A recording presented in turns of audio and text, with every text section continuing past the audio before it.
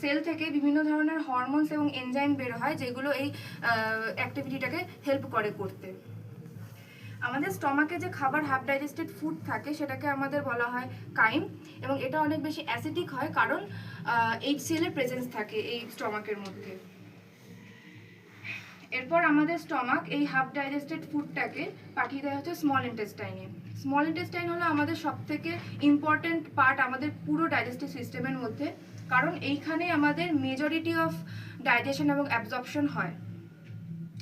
এই স্মল ইন্টেস্টাইনকে এই অ্যাবজর্পশন এবং ডাইজেশনের জন্য হেল্প করে তিনটে অ্যাক্সেসরি অর্গান, যেটার মধ্যে আছে প্রথম আছে হচ্ছে প্যানক্রিয়াস।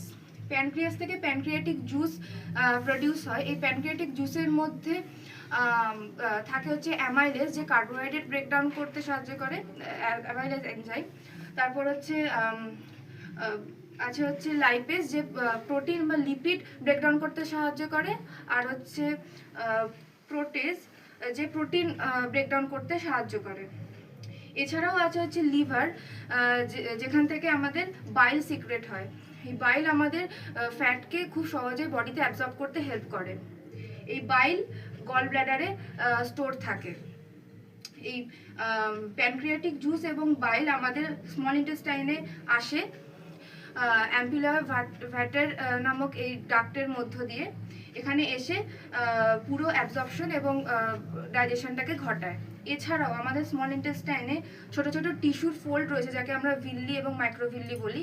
সেটাও আমাদের অ্যাবজর্পশনকে আরও খুবই সহজ করে, সিম্পল করে, ইজি করে। এরপরে যে সমস্ত ফুড অ্যাবজর্ব হয় না স্মল ইন্টেস্টাইনে, সেই ফুডগুলো স্মল ইন্টেস্টাইন আমাদের লার্জ ইন্টেস্টাইনে পাঠিয়ে দেয়।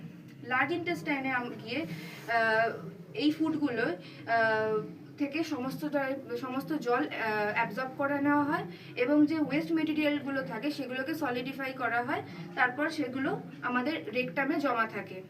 এরপর বডি থেকে এই সলিড বা ওয়েস্ট মেটেরিয়ালগুলো ফিসিস বা স্টুল আকারে অ্যানাসের মধ্য দিয়ে এক্সক্রিট আউট হয়ে যায়।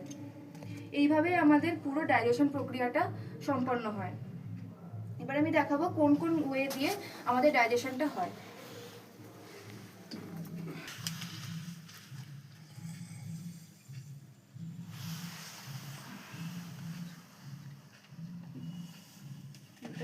ডাইজেস্টিভ অর্গানগুলো ঠিকঠাক থাকে, এই জন্য আমাদের proper diet, proper water intake এবং জাঙ্ক ফুড, প্রসেস ফুড এই সমস্ত খাওয়া থেকে অ্যাভয়েড থাকা উচিত।